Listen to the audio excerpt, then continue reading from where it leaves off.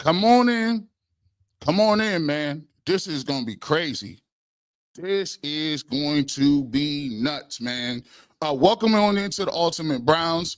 I was supposed to be doing something else. I was able to dip up out of there quickly and get to this. I don't know if anybody's been covering this. I don't know if anybody has seen this as of yet, but this is a very big deal. Here's a little bit of breaking news out there. Come on in if you're on. I'm doing this on the barbershop. Actually, this is simulcasting on all major platforms. I think it's that important. Come on in. Pablo TOREE and Mike FLORIO just broke one of the biggest stories I think I've heard in a very long time. This is wild. If you've watched me on the barbershop, you've watched me on the Ultimate Cleveland Sports Show, you've watched me on the Bleacher Report, or wherever you guys are watching this, you've always known that I've been pushing back against what the NFL does consistently. I've been talking to you guys about how the NFL goes about doing bad business. I've been talking to you from the Damar Hamlin situation to the contract and the extra game suspensions for Deshaun Watson, to how people are interviewing people at the combine, asking crazy questions, to how everybody seems to have a guy that falls and slides miraculously every single year. And from Colin Kaepernick to, and John Gruden lawsuits, all of these things have been out there, to the CTE, to how the settlements have been going in terms of disability, and how the NFL basically was colluding to take away disability for these different people. Let me tell you this. A lot of people thought I was funny. A lot of people thought I was a conspiracy theorist. But let me tell you, they found the smoking gun. We're going to detail some of this stuff that they're talking about. We're going to detail it as best I can. The format ain't going to be like it usually is on Ultimate Browns, but we're going to get it done. We're going to try to do it the best way we can. Make sure you like, make sure you subscribe, make sure you share wherever you at with this. And as always, you're listening right now. Let's get it going to the Ultimate Browns. Come on in and sit down. It's your boy G. Bush right here with all the pleasantries. Let's get right off into this thing. Mike FLORIO and Pablo TOREE have been trying to dig up a story, and this story pertains to the NFL collusion. Now, a lot of times collusion is thrown around. They have this document. I guess the document is 70, 80 pages. If you guys want to check out the long form of the document, all of the clips I got is going to be courtesy of them. If I appreciate it, if you guys go over there and watch the long form, it's about an hour long, but it's going to be way more in depth than what I could get into in this time frame. And I don't want to take up all of their content to be using right here because I think it's that good of work. Please go out there and subscribe to that and make sure you like that. The link is in the description right here on Barbershop, and as well as on the Ultimate Browns. Now, let me set this thing up. They've been doing some investigating journalism talking about the aftermath of the Deshaun Watson contract. And there was a meeting held with all of the owners, Players Association, and individuals, all the above letter D. They're all having this meeting back in 2022. And the topic of conversation during this thing is Deshaun Watson and $240 or $50 million that he got. And this group in council, specifically called the Management Council, and the MC group, is composed at the head, Mayor Robert Kraft, and a bunch of other influential people on this Management Council. Now, this Management Council is almost like the NFL versions of the insiders. They pull the strings, they make the decisions, they have the conversation. Let me set this up. I set it up like this, but let me go ahead and give you this right now because I think this is what you guys can check out. This is Pablo TOREE talking about what it is exactly and what they found in this. And you guys gonna want to sit tight with this. here, which is that the core of this document, and so I just need to tease a bit of the detail here, which is that the core of this document involves a closed-door hearing held over 10 days in July and August of 2024, close to a year ago now, that featured witness testimony from the following people: NFL Commissioner Roger Goodell, Ravens quarterback Lamar Jackson, Cardinals quarterback Kyler Murray, current Giants quarterback Russell Wilson, former NFLPA president J.C. Tretter, former NFLPA executive director DeMaurice Smith, as well as the billionaire owners of the Giants, the Browns, the Cardinals, the Broncos, the Ravens, the Patriots, the Falcons, and the Chargers. Which is to say, have you ever seen a document like this before? No, that's 25% of the league's owners testifying in that hearing. I can't overstate how difficult it has been. I have no idea how you did it. I exhausted every resource available to me to try to get this thing. We teamed up a few weeks ago, and we kind of created a friendly competition of let's see who can get this first. Now, they're setting it up, letting you know these are the people that are meeting. And they're meeting in the aftermath of Deshaun Watson's contract.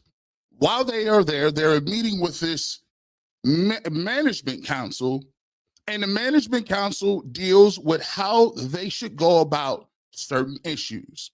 This particular issue is the fear that once Deshaun Watson received the contract that he received, that it would become the norm.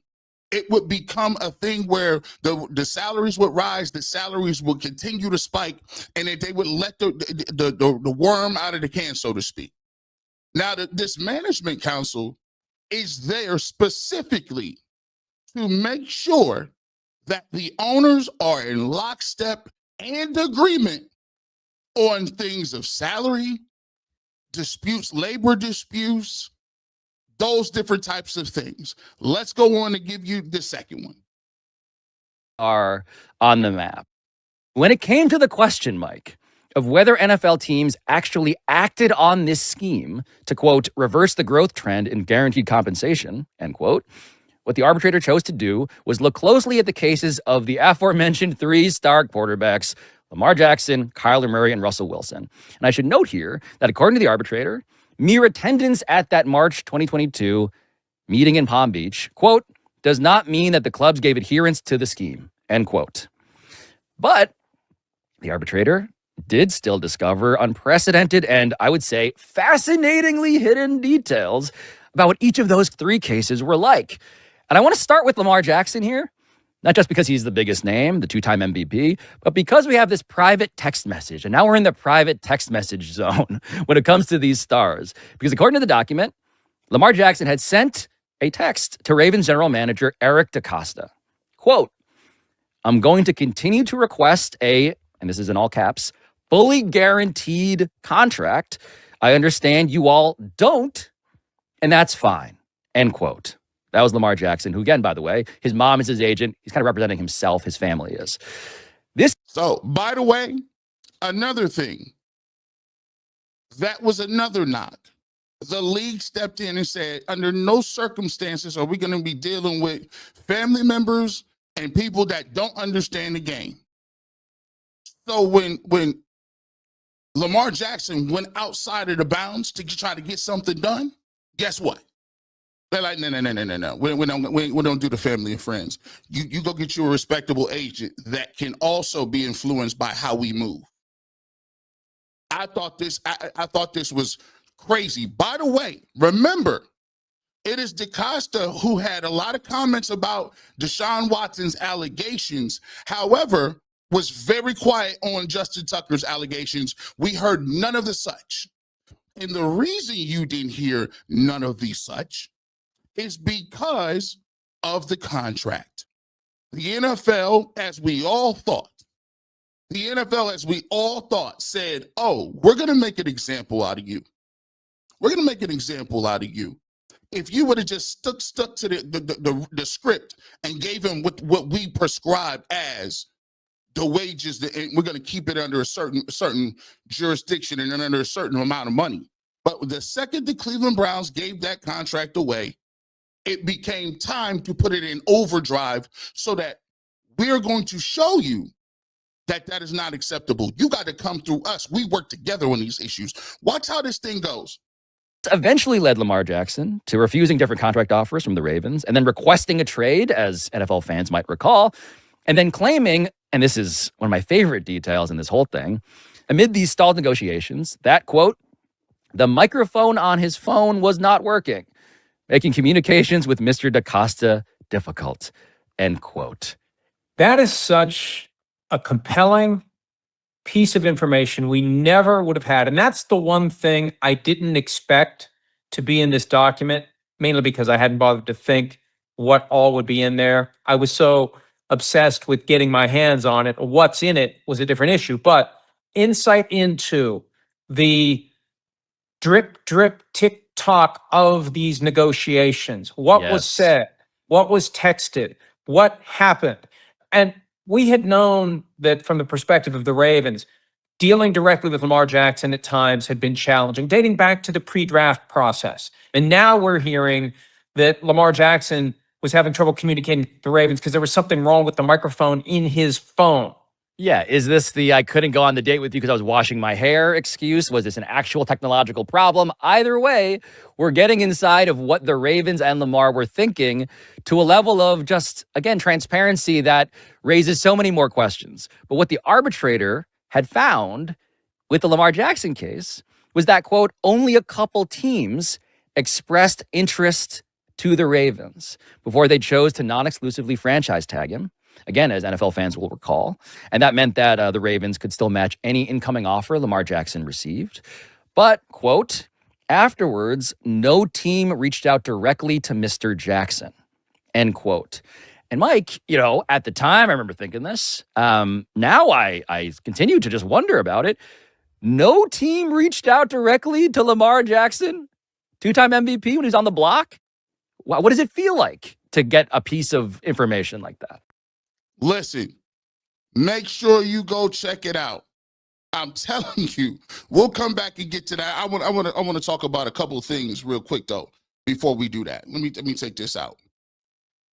When you're looking at it and go back to the negotiations, this I've always said since day one. The NFL owners operate as one entity, as one mind. All of the stuff where you people talk about, they magically, maybe that's just not their market value. Maybe they don't, maybe people don't really think that they want a running quarterback. No, it has nothing to do with that. It has the fact to do with it. The NFL is the only team, the only place in the world where they fight for pensions. They fight if you get CTE. They fight you if you want to go to different places and they want you in a specific place. Also, if you rock the boat too much, we'll talk about it a little bit. You magically slide to the 5th round. If you do too much extra, now all of a sudden, no teams are interested. I find it funny that you go to a meeting and all the owners are there. In the management council, they run a PowerPoint presentation showing how wages going up is a bad, problematic thing, especially since the Cleveland Browns started this ball rolling. And then during the negotiations of Kyler Murray, the negotiations of Lamar Jackson, and the negotiations of Russell Wilson, they go on to say, under no circumstances will they be getting any contracts that are guaranteed. That was a blip in the radar. They are the only league where they can cut you for any reason whatsoever. And everybody says as if, oh, it's 32 teams operating independently. It's 32 teams. No. And by the way, here's where you get this situation from. When you go back to the Deshaun Watson conversation, why do you think that they kept harping on the contract? You don't think that council is leaking information? You don't think that the management council is leaking information to the press and outlets and saying, worst contract in the history of mankind? Worst contract ever. It's the worst ever. You don't remember how much flames were thrown on the situation. And it wasn't because the contract was bad because he wasn't very good, or it wasn't the fact that the contract was bad. It's the fact that they got the public. They got the public once again to side with billionaires. They got the public to be disgusted at the fact that a NFL quarterback got that much money guaranteed. On top of that, they juxtaposed it with the allegations. Y'all think it was about the allegations or the play. It's never been about the allegations or the play. It's just about how we maximize our profits and minimize wages. It's the exact same thing that we see in society today. Yeah, unemployment is low, but you got to work 4 jobs to make a decent living. You busting your tail, you going around, you trying to figure it out, but you're like, oh, we can't raise minimum wage though, because the businesses won't be able to make profits, record profits. Think about this. They're literally in arbitration talking to players, and they are together looking at documents saying, so what we want to do about Lamar Jackson? Here's what's going to happen. I'm going to offer him this contract. When I offered him this contract, ain't no other one of y'all 31 teams going to even pick up the phone and talk to Lamar Jackson. He going to learn. I'm not dealing with his mom. We deal with him. He thought he was going to get a Deshaun Watson deal. No. Council has ruled. Here's what you're going to get. Let me keep going.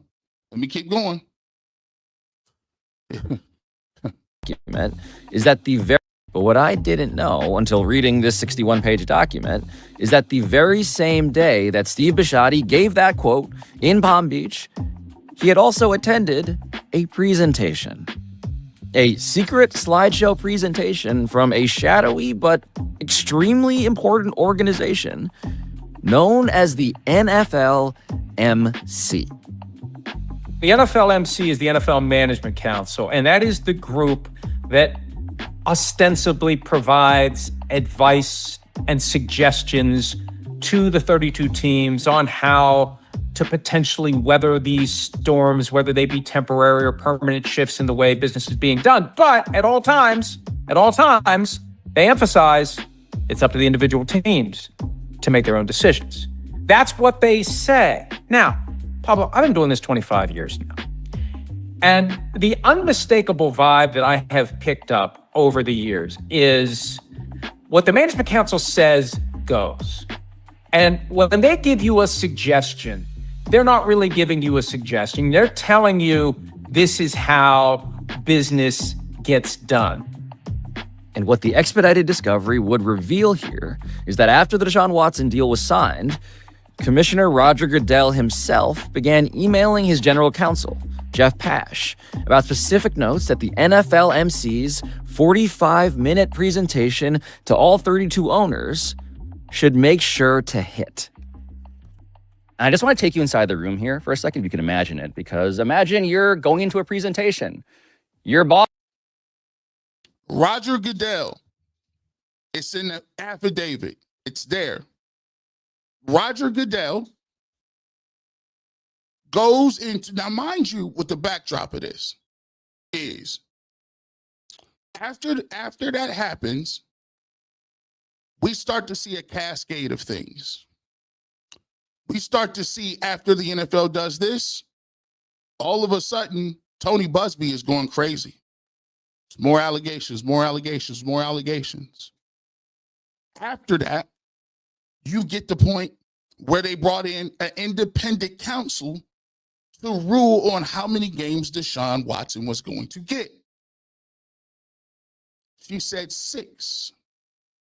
Roger Goodell then came in, stepped in, and said, nope, 11. Most of y'all was running around thinking, well, that was just because they wanted to make sure the shield was protected. That was because they just wanted to make sure the allegations weren't out there and the public outcry, and they wanted to do the morally correct thing. Get up out of here.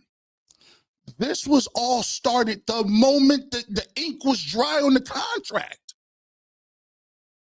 The second it stopped, he got on the phone with his general counsel and put a PowerPoint out to all 32 NFL teams saying, we got a problem, Houston. No pun intended. We got a problem. Under no circumstances did we fight this hard during the last collective bargaining agreement to give away money. We can't go back to it. The plan was already spun there. Let them continue. Bosses, in some regard, the people who are at the front of the room have slides. There's a PowerPoint deck. And these notes that have been massaged and edited and deliberated upon by Roger Goodell and his general counsel, that have been written into the slides themselves, are the things that they would like the presenters to verbally relay. For instance, slide 17, quote, if guarantees continue to grow in both amount and number of players, then there's a risk that they become the norm in contracts, regardless of player quality. That not only has the potential to hinder roster management, but set a market standard that will be difficult to walk back. Of course, all clubs must make their own decisions, but continuing these trends can handcuff a club in the future. End quote.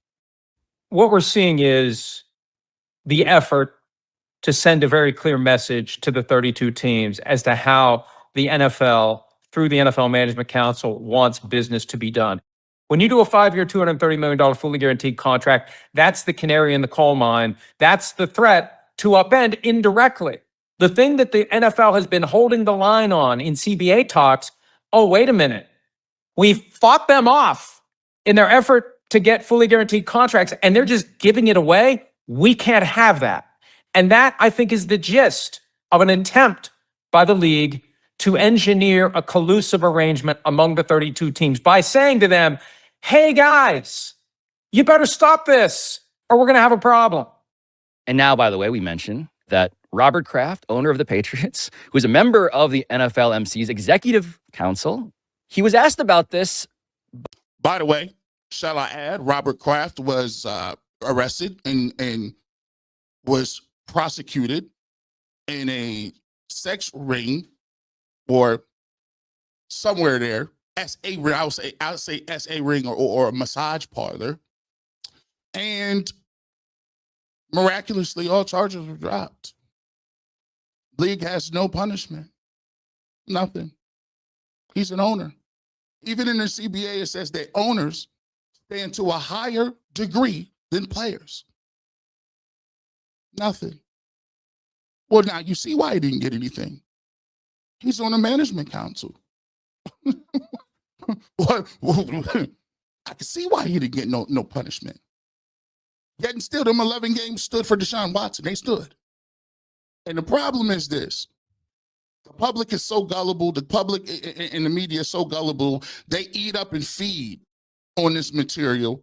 And then you do the bidding. You go out and say it's the worst contract of all time. You go out and say, you keep repeating the talking points. You keep talking about the talking points. All while we're talking about this behind closed doors.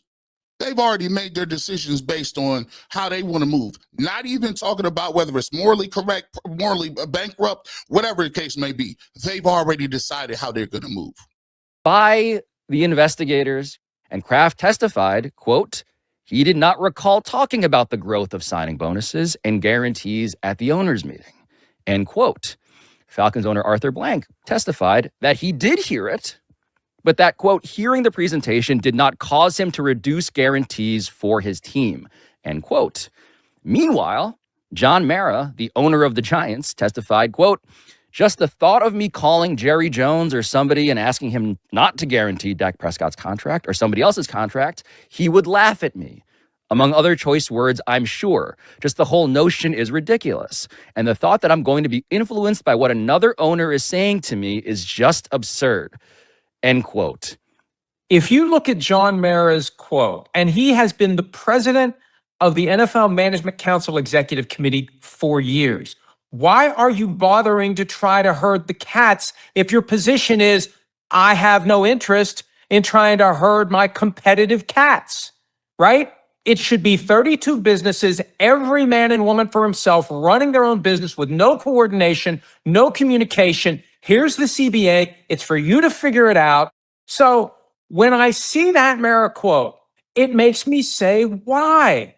Why have a management council if your position is, well, I'm not here to tell other owners what to do. That's what the management council does, Pablo. Isn't the existence of the management council in and of itself per se collusive activity? The mere existence of it is collusive activity, in my view. I'm going to come back on the other side. 969 people in here. We're going to get to your comments. We're going to get to your thoughts when we get back right after this break. I'm telling you what. And by the way, if you don't believe this, you don't believe the documents, I'll come back and tell you they've already been colluding in plain sight. And they told you about it. You just don't remember. You're listening to the Ultimate Browns. Today's episode of the Ultimate Browns is brought to you by Epicor. Every team knows the value of hard work, of taking pride in what you build, and practicing every day's details to get the best results. But no one player, no matter how amazing, can do it all alone. Working together makes getting the win easier.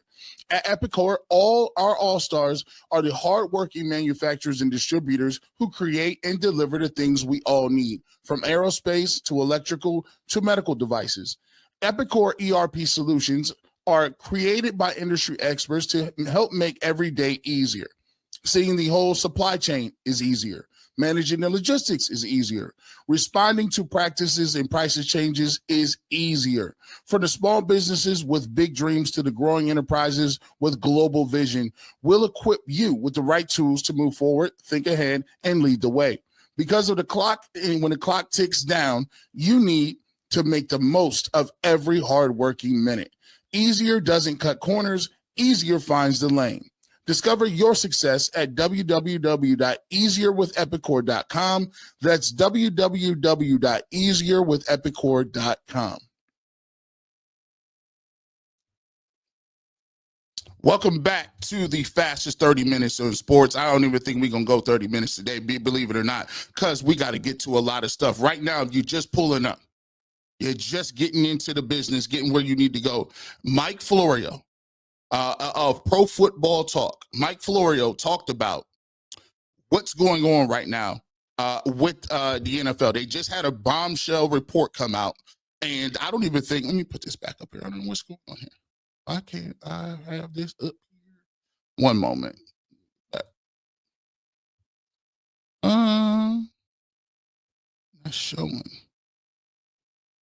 I'm not sure why that's not showing, but I don't care. We'll figure it out. It ain't even important. But Mike Florio and Pablo TOREE, make sure it's linked in the description. It's about an hour long. They're talking about this document in this in a arbiters meeting, and they're going on the fact that the NFL and the management council and all 32 teams have been caught discussing, colluding, figuring out a play to suppress wages by the players. After Deshaun Watson's contract, they all got together and said, this shall not happen. Not only did they say that, they did it the very same day the contract was signed. I've been saying on here for so many years, and I've been talking about how the NFL gets down and the way they move and how they gonna move with it. They the toughest gangsters in the game. I'm the one who told you and broke stories about how when these CTE cases come out, they purposely make it difficult for you to even get any settlement money. They've already allotted the money, but yet still make players jump through unreasonable hoops. I've talked to people about racial norming, and that is the practice of saying that African Americans are cognitively starting off at a less point than every other players, so that when they go in and get tested for CTE or brain trauma, it's hard for them to prove that they actually have a deficit because of CTE. It's insinuating that could be just because you're already cognitively a little lower. The league admits to it, the practice, and said they would stop doing it a couple years ago. The league has admitted to the practices of asking sexually inappropriate questions at the combine, racially inappropriate questions at the combine. They've admitted to it. John Gruden was out in front suing the NFL to get his discovery out in terms of what the owners were talking about behind the closed doors when it comes to race, when it comes to CTE, when it comes to emails, thousands of emails from the NFL. And I'm sitting here and I'm looking at it. I'm like, bro, did nobody see this? Did nobody pick this up? And before I came back, I told you, this isn't the first time. They've been colluding since Jump Street. When Colin Kaepernick started the whole Neo thing, the management council figured out a way to get that done too. By the way, Colin Kaepernick sued the NFL and won for being blackballed. Him and Eric Reed won. It's documented. Sued and won. The NFL immediately in the management council, in order to smooth things over, went to Jay-Z, said, listen, I need you to come in and do this halftime thing. The music popping, get everybody back on board. This is after George Floyd. After George Floyd. When it was no longer, it was faux pas to start telling people that they couldn't kneel because of police brutality, because George Floyd changed the world. And they needed to figure out what they were going to do about that. They paid Colin Kaepernick so Discovery wouldn't come back. They paid Eric Reed so Discovery would not come back. And let me tell you this too. The NFL is actively subverting wages. When it comes to Shedeur Sanders, and I hear these documents and I see these documents, when somebody says Shedeur Sanders fell to the 5th round, really? Shedeur Sanders was a number 2 pick, somebody that people projected in the 1st round. He slides to the 5th round. I also think it's very funny that people can calculate and know just how much money he lost. I think it's funny that people understand, oh, you got passed how many times? It wasn't about skill. They already made the decision that they was going to make you an example. If you think Lamar Jackson, the 2-time NFL MVP who's going through a contract negotiation, he tells in a text message to the owner, I want a fully guaranteed deal. Guess what? Magically, no one's calling him. No rings on the phone. You know why? The council said that wasn't going to go down. So when you got a quarterback that is going to go to the 1st round, you're like, dang, and he won't go to the 1st round. Is he going to go in the 2nd round? Now he ain't going in the 3rd. But now look what you got. Deshaun Watson cost you, right? Deshaun Watson cost you. They punished the Cleveland Browns for doing that. How did they punish him? We're going to make it punitive on you. We're going to make sure that, he's going to get 11 games. He's going to get the max. We're going to make sure he's going to get the max. You gave him that contract. We're going to make sure for the first 3 years of that contract, he won't be on the field for you like that, dog. That's for you bucking the system. That's for you going outside the council and making these agreements. We didn't tell you to give no, Jimmy. We didn't tell you to give no guaranteed contract. So now Deshaun Watson's contract is an albatross around the Cleveland Browns' neck. They paid They paid their pittance. I think it's very, don't you find it very funny that Jimmy Haslam just came out and just said he regretted the trade and it didn't work? From a person that never admits nothing. That was crazy to me. Like, dang, he just came out and said that this was a bust, this was crazy. Yeah, this is my bad. Was you apologizing to us or the council? I also find it funny that Shedeur Sanders, who the Cleveland Browns extensively talked to in the pre-draft, extensively went to see him. Why would you go to see somebody and you thought they were a 5th-round pick? Why would you go meet with a person if you felt that they were a 6th-round pick and you knew you were going to take Dillon Gabriel? See, what I think happened was the league said, here's what we're going to do. We can kill 2 birds with 1 stone. Hey, Shedeur, we're going to make sure we make an example out of that. Council was going to say, you're going to slide, not the 2nd, not the 3rd, not the 4th, and the 5th.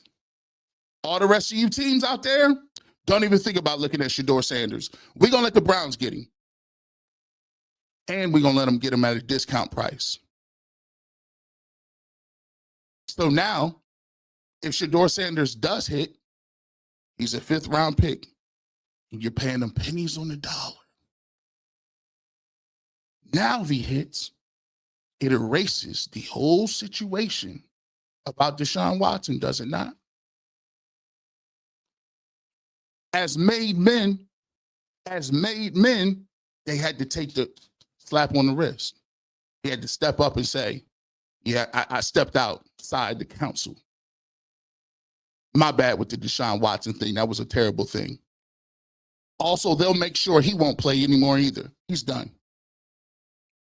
They'll make sure that nobody else is picking him up. They'll wipe their hands of that. But you did apologize.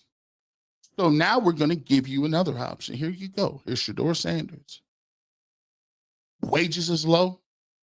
For the first 4 years, he's going to be playing on pennies.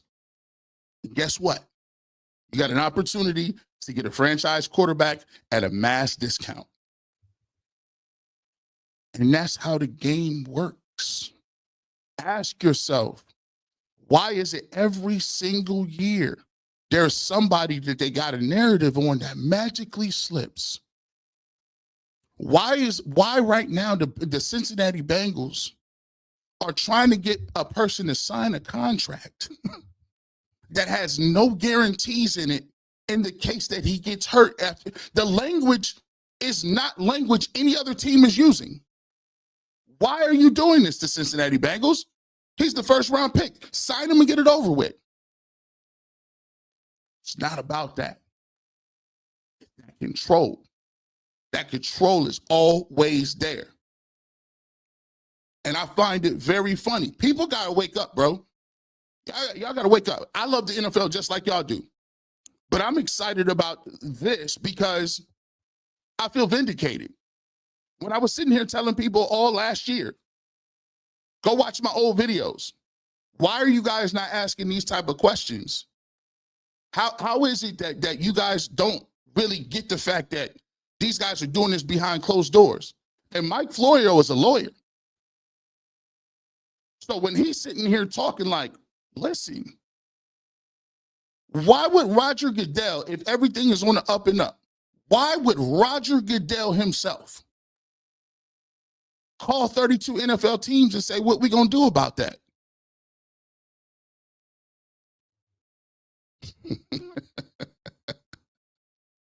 man, I'm going to tell you what, man. Let me put this back up, man. Let me get to some of your comments here in a second. Let me put this back up. I got to get to it. I don't even know why that don't work. Let's do this.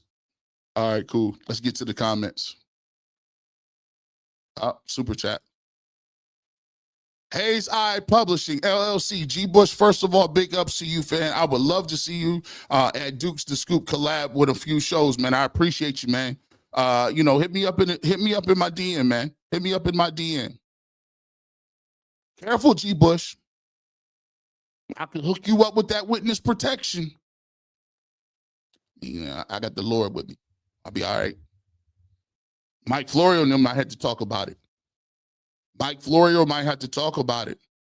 I mean, but listen. Oh, by the way, let me tell you this too. And I'm giving y'all a fair game. Remember when I did the DeMar Hamlin? I've never told this story. And when I get done with this, I'm going to get to y'all up there. I promise I'm going to get to your comments. You got some comments and questions. Hey, if you think I'm crazy, put it in the chat. I don't think I'm crazy. This is a big thing because this tells me that the NFL, nothing happens by mischance. Nothing happens. When people is getting cut, that's for a reason. When people is getting contracts, that's for a reason. Everything is moving together. Nothing happens without them knowing, and it's not independent. They've been trying to keep wages low for years. Ask yourself, how is it that they can have the most popular, most savage sport in the history of mankind and even know that it causes concussions, brain damage, and all of that? Lose a settlement, still won't pay for it, but they still getting billions of TV dollars? This is wild. And I ain't never told nobody. Look, do you know when I did the DeMar Hamlin thing, it went viral. I don't know, it might be at almost, I don't know, last time it was in the hundreds of millions. When I did that, people don't even know. I literally got calls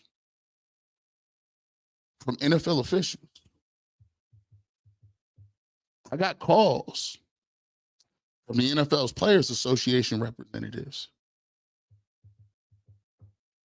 They were not happy with, I guess, the firestorm that I had caused.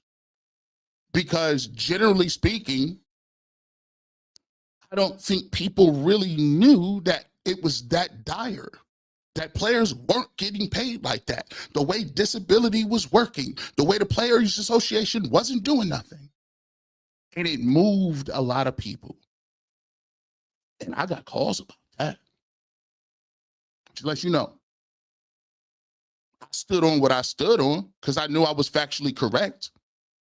I also had people that were high up in the industry, major people in insurance companies, major individuals that are in the know, reach out to me and say, how you get that information? Well, let me tell you this, that, and the third. People think that was a fun point in time for me.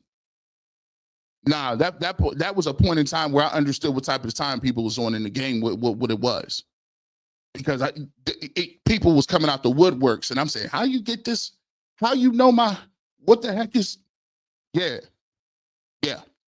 So I'm not saying this not knowing what type of time and what the game is.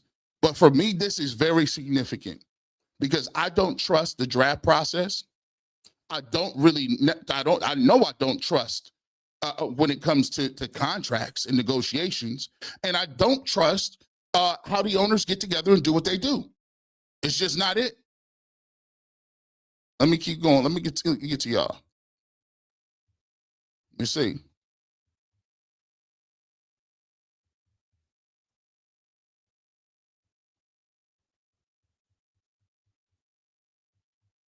Let me see. Let me get to the top. Make sure I get it. Wonder what's happening with the fan lawsuit about the Sanders fall. I'm gonna tell you this, Bob. That's one of them things. See, the funny thing about it is you can glaze over a lot of this different stuff from a point of view of saying, oh, this is conspiracy theory-ish. But when another lawyer gets these affidavits, when you're in the arbitration, he's going to ask for discovery in his lawsuit. And if a judge grants him discovery, they got to turn over documents. They got to turn it over, all of it. I've always said, in my opinion, the NFL Combine is not a place where people rise and fall. It's where they make deals at. The Combine is to fix where you're going to go. That's what it's going to be. You ever wonder about the anonymous nature of everything? That's what the game is.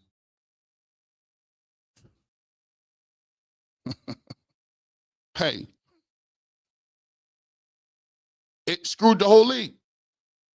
Screwed the whole league. Brian Hicks says, I heard NFL teams get a yearly script. I can only imagine what the script says if that's true. Haslam reset the quarterback market and they didn't like it. It's factual. It is detailed in these documents. It's detailed. It's the smoking gun. So when people tell you, and I'm going to tell you like this too, you don't think they got people out there that these are these people's mouthpieces?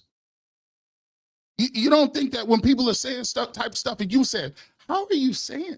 Where did you get that from? Where you get that news from? You don't think they got people out here reporting, doing that same thing? Yeah, this is how we gonna move with this. Slide that over here. When the Falcons and Dolphins intentionally passed on the 25-year-old Lamar Jackson, when they had the cap space to outright sign him, I knew something was up. It's too much stuff. If it was just the Deshaun Watson stuff, I would say something. But not only he didn't get a deal,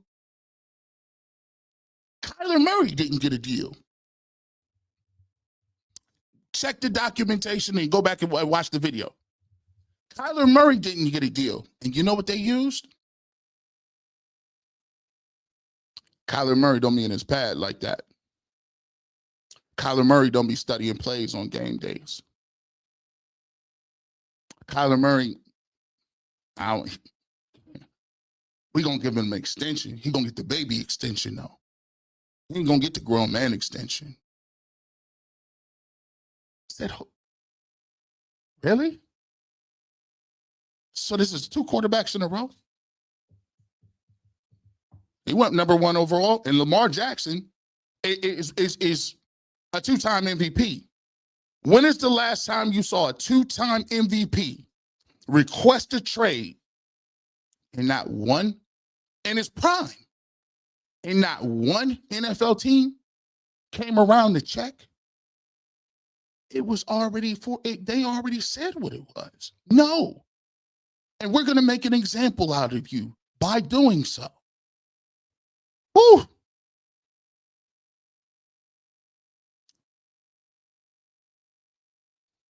Square table degenerates. Get to the part where this affects Shedeur Sanders. I think we got to that just a little early. And I thought I was, believe me or not, I think it's cooking a little bit. Another thing that the NFL does not like. No, I got to get to a break first. I'm going to do a break. Let me do a break. I'm going to come on back and we can get to it. I'm going to keep getting to your stuff.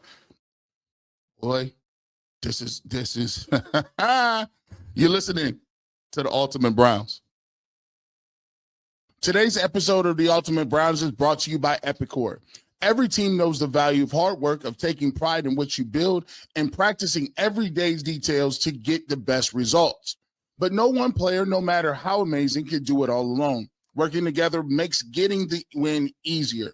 At Epicor, all our all-stars are the hard-working manufacturers and distributors who create and deliver the things we all need, from aerospace to electrical to medical devices.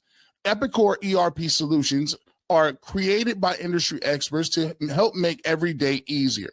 Seeing the whole supply chain is easier. Managing the logistics is easier. Responding to practices and prices changes is easier. For the small businesses with big dreams to the growing enterprises with global vision, we'll equip you with the right tools to move forward, think ahead, and lead the way. Because of the clock, and when the clock ticks down, you need to make the most of every hardworking minute. Easier doesn't cut corners, easier finds the lane. Discover your success at www.easierwithepicor.com. That's www.easierwithepicor.com. Welcome back to the Ultimate Browns. It's your boy G. Bush back at it again. Let's get back off into it. If you're just pulling up, I'm going to give you a little really cool recap right here. This is Mike Florio and Pablo TOREE talking about investigative journalism that they've done, uncovering documented collusion with the NFL in terms of wages and guaranteed contracts after the Deshaun Watson contract with the Browns. Let me give you the introduction to this and when we get back, I'll give to my thoughts that I had prior to the break. Oh, I just need to tease a bit of the detail here, which is that the core of this document involves a closed-door hearing held over 10 days in July and August of 2024, close to a year ago now, that featured witness testimony from the following people: NFL Commissioner Roger Goodell, Ravens quarterback Lamar Jackson, Cardinals quarterback Kyler Murray, current Giants quarterback Russell Wilson, former NFLPA president J.C. Tretter, former NFLPA executive director DeMaurice Smith, as well as the billionaire owners of the Giants, the Browns, the Cardinals, the Broncos, the Ravens, the Patriots, the Falcons, and the Chargers. Which is to say, have you ever seen a document like this before? No, that's 25% of the league's owners testifying in that hearing. I can't overstate how difficult it has been. I have no idea how you did it. I exhausted every resource available to me to try to get this thing. We teamed up a few weeks ago, and we kind of created a friendly competition of let's see who can get this first.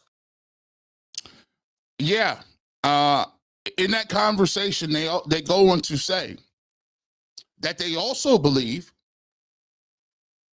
J.C. Tretter, this former starting center for the Cleveland Browns, who was the head of the Players Association, they feel he was let go by the Cleveland Browns because of how strong a case he had in terms of this arbitration. J.C. Tretter was willing to go to the mat and take this thing all the way to court. And just so happens, J.C. Tretter was he was cut prior to the season. And you know what the rules say. If you're not in the league, if you're not a person who is, working, if you're not a person that's on the squad or a major roster, then you really can't serve as player association lead. Funny how that works. Now, the Browns did save about $8 million. However, again, when you go past the council, things need to go down. Listen, Jimmy, I know what's going on. JC Tretter. Okay. Do you really need him? To me, and don't come at them. And by the way, don't be at me. All y'all cats don't at me. They the one who did the work. I'm just holding it up. They did the work. And he's been looking for it. He's on Pro Football Talk. Don't look at little old G. Bush over here. I'm just giving you, I thought it was interesting because it is topical. It deals with Deshaun Watson. It deals with J.C. Tretter. It deals with Jimmy Haslam. It deals, in my opinion, about Shedeur Sanders. When you're talking about all of this stuff, as we move forward, I think everybody can be assured that the league does what the league says they've always done. And that is dictate who plays for them, how much you gonna get, and how quickly we gonna get you up out of here. Let's continue taking a look at this. And I want to get to this point as well. Don't think the NFL likes what's going on with NIL. The reason the NFL does not like what's going on with NIL is there has been a movement of player enlightenment, players' rights, And I think they actively look at the way that the NBA is moving and how the players are receiving that big a cut of the revenue. How LeBron and individuals have so much power in the NBA. They don't like that. As a matter of fact, the owners, for once in the NBA, they got the short side of the deal when it comes to the collective bargaining agreement. The players have the bat now. The players are in control. They look at Major League Baseball, and they look at the exploding salary caps in baseball. $500 million to $600 million, the huge contracts of Ohtani, the huge contracts of Mike Trout, huge contracts that escalate, and leave teams like the Guardians, who may have a Francisco Lindor. No. You got to ask yourself, how is it that those other leagues are seeing exploding contracts and things, but you don't even got one guaranteed contract in the NFL? That's by trade. That is by on purpose. And now that you got NIL, and now that you have people that are gaining millions of dollars in college, people start to get to live in a certain lifestyle. And they start to question it. Hold on. Why is it that if I'm good, I got to spend, you got 5 years of control over me as a team, plus you can franchise tag me 2 more years? Why is it that we play in a sport where you know your life expectancy is going to go down playing this sport? Why would I come in with these salary cap limitations on the payroll? Why would I do that? Why are we, first of all, hold on. I'm used to getting millions anyway. You can't bribe me with that little first contract. I'm already making 10 million. I already make 9 million. So when you ain't in the necessity of saying back in the 80s or the early 90s, when people started to be like, I'm just trying to take care of my moms.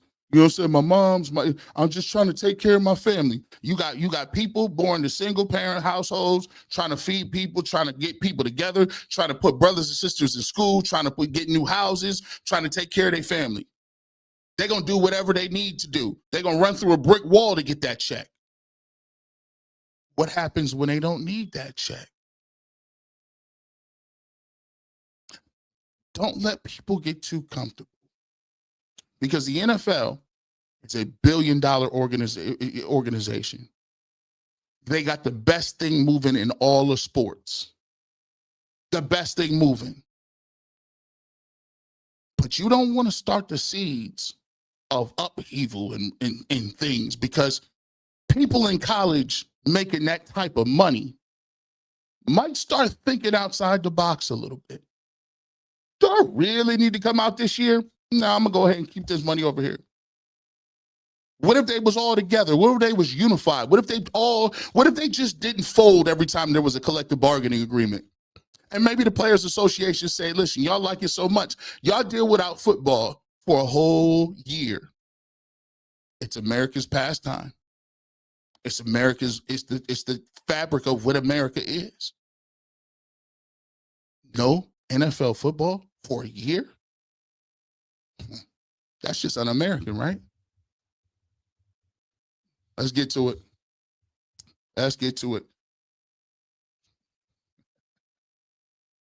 On a different podcast, B. Watts, it was discovered that Shedeur was #1 on their list to pick first round, but didn't.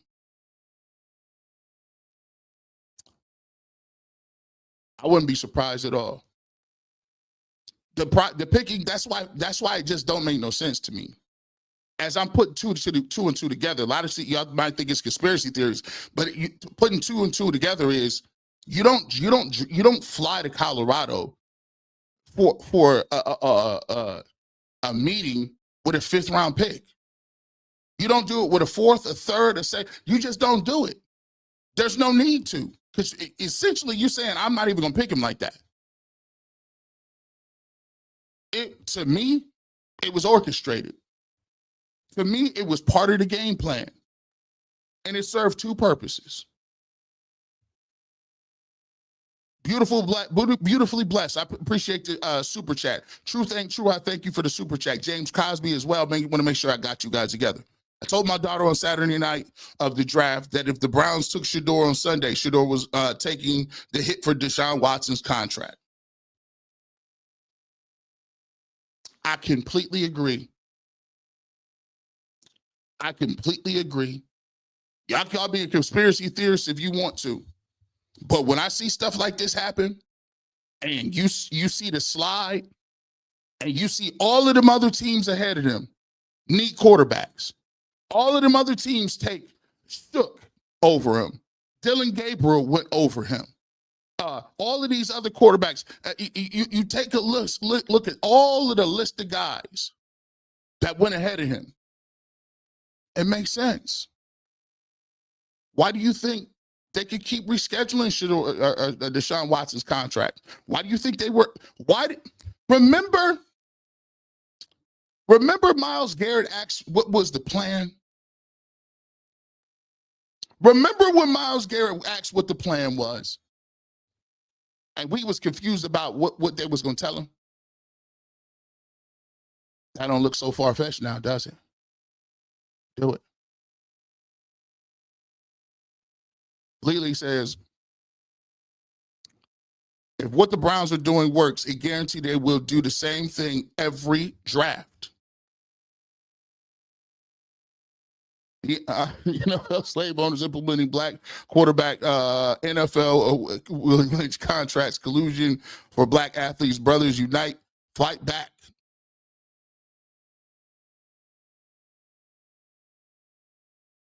Yeah.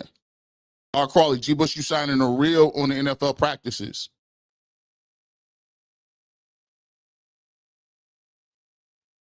Cleveland's own Garrett Bush goes so hard, he will pull your card. Let's go. Salute. No guaranteed contracts, a fifth-year option for first rounders, a franchise tag. Once I found this stuff out, I said, who agreed to this?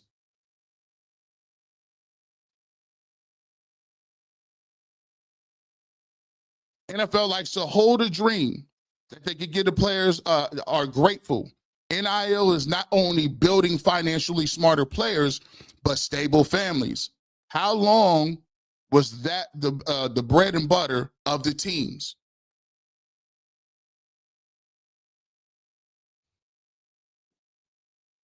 By the way, when you talk about people writing and talking about this stuff, you can't be, this is what you're not supposed to do. Under no circumstances do you get up here on no microphones and say that. Because what that does, to be honest, for them, that stunts your career. Oh, you wanna work for the NFL Network? You're a young journalist, you wanna work for CBS? You wanna work for Fox, ESPN? You gotta learn how to play ball. You gotta learn how to play the game. And playing the game is not reading off this stuff that is actually in court documents with affidavits signed, sealed, and delivered. When you start talking about whether or not you're going to sign a contract with somebody and then nobody else calls you, it's too big of a coincidence because it keeps happening. It just keeps happening. No, there's no bidding war. How many times when you talk about this, is there no recourse for players? None. They don't have to pay you anything. They could just tell you to sit down and take a chill pill and go over here and chill out. We got the franchise tag. You're going to lose game checks.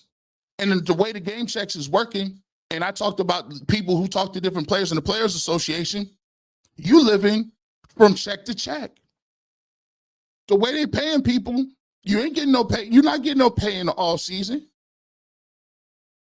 You better save them game checks. And the way that players allocate money and the way that players go through money, it's difficult. Because now in the summertime, when you do want to picket, when you do want to hold out, when you do want the Players Association to strike, guess what? They got you behind the 8 ball because you ain't got no money in your pocket. Your kids got to go to private school. Your kids need tuition. Your wife need a vacation every year. 3 car payments, house note. You're paying for your mom's crib. Paying for your dad who's in hospital. Things get expensive. That is by trade. That is not, it's not a coincidence. The system is built for them to have to continuously go back, grovel, take what they get, and they still keep giving them more games. 17 now. When it's gonna be 20?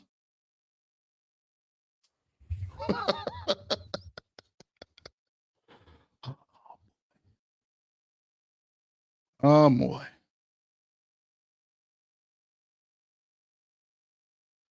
Oh boy. Man, oh man. Echo the media. Collusion happened, period, in Cleveland. Have to pay Shedeur Sanders what they owe him.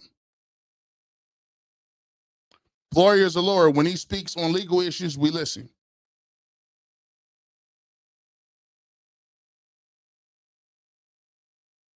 They completely ruined football for me. I used to love it so much. Maybe we all need to wake up and pay attention to the things that matter and stop giving these evil people our money and continue their crap.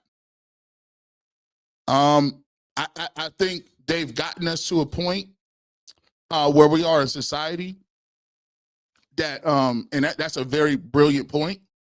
I think they've gotten us to a point in society where football is transcended sport. I think football has transcended a period where football is now a religion. And football is a part of a fabric of what your identity is in America. That's why it's so difficult for you to detach yourself from certain things. That's why it's so difficult for you to be mad at your team. But when football season comes, you forget all about that. Because it's more than just a team. It's attached to your identity. It's attached to what you do as a family. It's attached to the memories that your father or grandfather gave you when you used to go to the games with them. It's attached to the ritual of what you do from tailgating or going to the muni lot. It's a part of your fashion. You buy clothes and jerseys, and your kids go and you put Nick Chubb jerseys on and Myles Garrett jerseys, right? But the only thing I've been saying, and I've been trying to do it in a way, is that I try to do thinking man content sometimes. Not second-rate quarterback or, oh, what is going on with this and the sensationalist and all of the narratives and all of that stuff. I try to give you thinking man's football. Just think for a second. And just give yourself an opportunity to look around and say, man, I know it sounds crazy, but he got a point. He got a point. It's never been about morals. It's been about the bottom line. They've already decided that.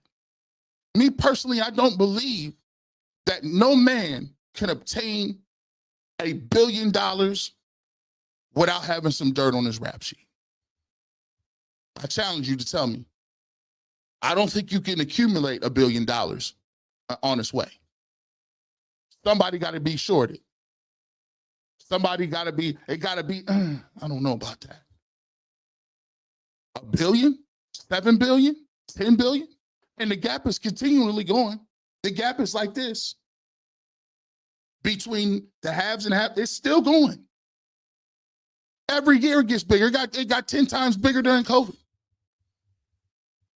But the NFL have done a great job of using the fans' passion, energy, effort to continue to do what they want to do. Because they know you're going to show up. They know you're going to pull up. They know you're going to buy the jerseys. They know you're going to watch on TV. Because it's you. I told people before, you know, the only thing that could have kept it, that could have got the NFL up out of here was the kneeling. The kneeling in this country became so dividing that the NFL immediately had to put it into it. Had to. Because that was one of the strongest social things that could split the NFL and put them under. And you know, they said, we got to figure out a way to get this up out of here. They messing up the money. These views is down. People is disillusioned during COVID. We better figure this out.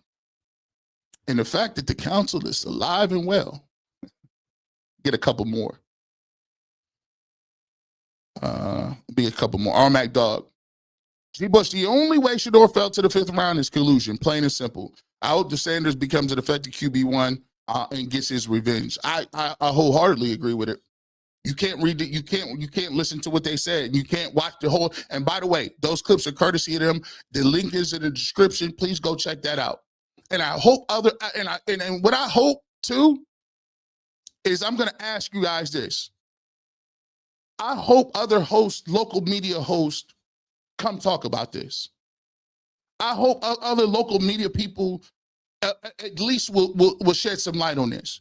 Because if you're going to be a reporter and you're going to report on all of the different things that you had when Deshaun Watson signed, and all of the allegations and all of the extra stuff and all of the 11 game versus the 6 game, if you was sitting there diagnosing that, you owe it to your journalistic integrity to cover this story, to talk about what that is, and to give your opinion on it. You must be heard. You must be on record about that. We all love the NFL, but collusion is the word of the day, boys and girls. Kaepernick, undeniable. The Deshaun Watson contract, undeniable. Records in here of Kyler Murray and Lamar Jackson, and I honestly believe it happens with quarterbacks all the time. Why is quarterback slide? The Brady Quinn, everybody be sliding. You know, you slide, because guess what? I got control over you, and you cheap labor.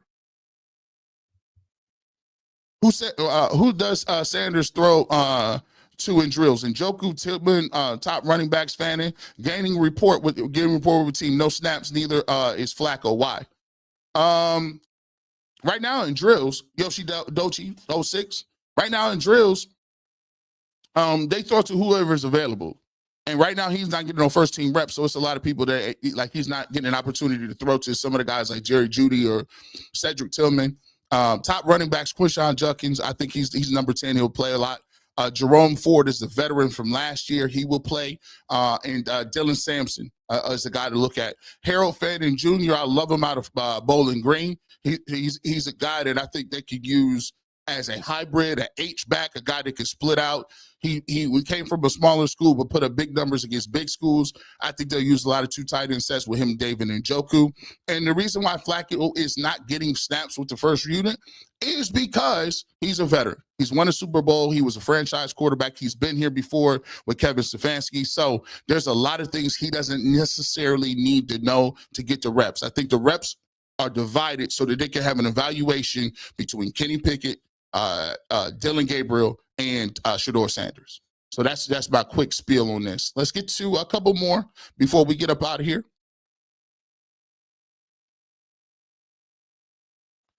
Nealon was never going to win against racism. I will always remember the quote that Jay-Z said. Jay-Z was really in Kaepernick's corner, and I remember the first public press conference he had with Roger Goodell when they announced the partnership with Rock Nation and Jay-Z and to do the halftime shows and stuff like that. And I always remember when Jay-Z said, "At what point are we gonna stop kneeling?"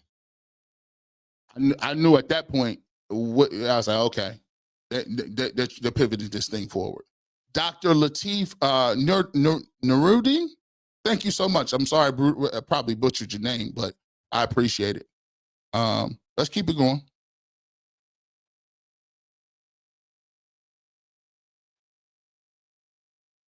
C.A. Anderson says, keep your eyes on Shedeur because they will promote a trumped-up case against him in the media and try to destroy the young man. Prime needs to keep someone around him all times. He got people around him. He got some good people. Boogie. He been in it. G. Bush has been in the game for years, and as a Cleveland, I salute you, big dog. He's speaking facts straight like that. I appreciate you. Yoshi Doshi says, I meant Sanders is throwing to those guys. Yeah, he is throwing to those guys. I appreciate you. Stefanski said he wants his players off social media. 12 already took off his jersey off, took his jewelry off. Now y'all after his livelihood and connection to the world. That's crazy. I think one of the things that he's trying to do with that is morning coffee. I think the one thing that they got with Shedeur Sanders, and they realize he's not how would I say it? I think they underestimated how much of a firestorm it was going to be. I really think that they didn't think it was going to be like this. And I think Kevin Stefanski, as being a private person, I think Kevin Stefanski is doing everything in his power to make sure that that this thing stays quieted down and continue to keep moving and evaluate. Because I don't think they thought this many people would have a media firestorm.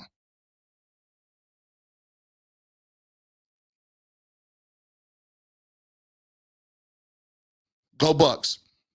Well, when Browns media say players look good in OTAs, then say if Shedeur does well, it's only OTAs. Let me get to that too. I'm gonna get to that before we get up out of here, because I do appreciate y'all, man. I appreciate 1,600 people. We're on Facebook right now. We're in the barbershop right now. We're on UCSS. Wherever you at, hit the like button for us and appreciate this. If you're new to the Ultimate Browns, go over there and subscribe. I'm on Ultimate Browns every single Tuesday. From at 5 o'clock, we got clips up there. Make sure you check that out. And I do want to say this, Go Bucks Media. I think that the media, for me, I don't like that. I don't like that. And I've been very clear about why I don't like that. You are only given the opportunities that you're given in life. I can only wake up and control how hard I work, my character, and putting 100% in what I can do. Everybody out there is trying to put their best foot forward. Everybody is out there trying to get better. Dylan Gabriel, all of them. The point I have that I think is disingenuous, and I just don't know why I like it, is because there's always some secret sauce thrown on the back of a compliment or a negative backhanded compliment when you're talking about Shedeur Sanders. And then they want to make it seem like you're a zealot of some sort and act like you didn't hear what they just said.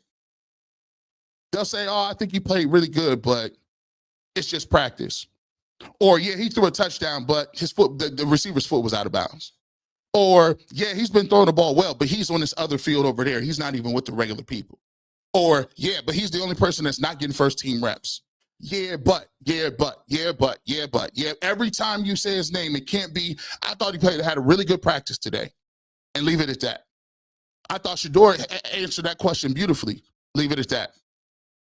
I think Coach Stefanski said this about Shedeur, and leave it at that. It's the extra little seasoning that they throw on everything, and they continue to do it. But then they try to paint you as some apologist or zealot, or you guys are just overhyping. And it's like, come on, man. At the end of the day, we're here to watch these players play. We're not here to watch you. We're not here to watch you report on the players. We're here to watch the players. Your job is to report on the players. Just report on the players and let's keep it pushing.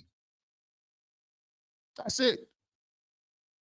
I don't even do that. I don't, and I'm asking a question to y'all. Have you heard me throwing any secret sauce? Now, I might have been throwing some sauce on Kenny Pickett, though. Where is the Kenny Pickett footage? We have not seen the Kenny Pickett footage yet. It's tongue in cheek, but I don't even say that about Dylan Gabriel. People are like, Dylan Gabriel's not a professional quarterback. I've always kept it real.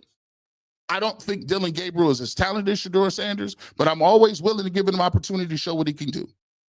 And that's all you can ask for from me. So, yeah, that's the point I come from. I just don't like the secret. You know what I'm saying? It's the secret sauce they throw on that, man. It's like crazy. It's like you don't want the Cleveland Browns. Like, it's like people don't. There were people who were happy about Baker Mayfield. Why would I get mad at people who are happy that they think Baker Mayfield was going to be a good quarterback? There are people who was happy when we got Deshaun Watson. Why would I not be okay with them being, we don't have a quarterback. We're not good. Why would I not be excited to talk about somebody? And instead of posing it in that question, let's just say, look, bro, I'm anxious to see what he can do in the field. He got a lot of talent. He's a talented, but he's a 5th round pick. Come on, man. We don't got to keep doing that. Hazy Eye Publishing LLC, man, you got to have a kitchen in the back of your barbershop because you cooking right now. You cooking right, and I appreciate all y'all, man. Appreciate all you. My goal is like this, man.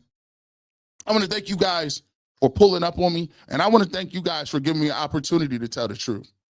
Because a lot of times when you want to tell the truth and you want to say something, people don't want to, they want to paint you as something. I used to say, hey, man, your knee-jerk reactions, you're too emotional. What's wrong with being emotional and having passion about what you're talking about? That's your problem. Y'all always try to be middle of the road. I'm not some philosopher. I want my team to win. I want to see good, positive football, and I like engaging with people. Why having passion for talking to people is a bad thing? I don't understand it, but that just may be me. Beautifully blessed said the Kenny Pickett footage is in file 13, and those people are pandering to the people that think like them. We know BS when we see it. I'll be sitting there saying the same. I'm like, come on, I ain't seen no footage. Where you with the ones? You with the ones, baby? Hey, if you with the ones and you're a veteran, you're supposed to be killing. You're supposed to be. I'm over here. I'm dropping dimes. I'm over here getting my shoulders together. Touchdown Browns. I'm celebrating. I'm a veteran with the ones in OT. I'm supposed to be cooking. See, maybe it's there. Just haven't seen. You're right. Training camp is going to be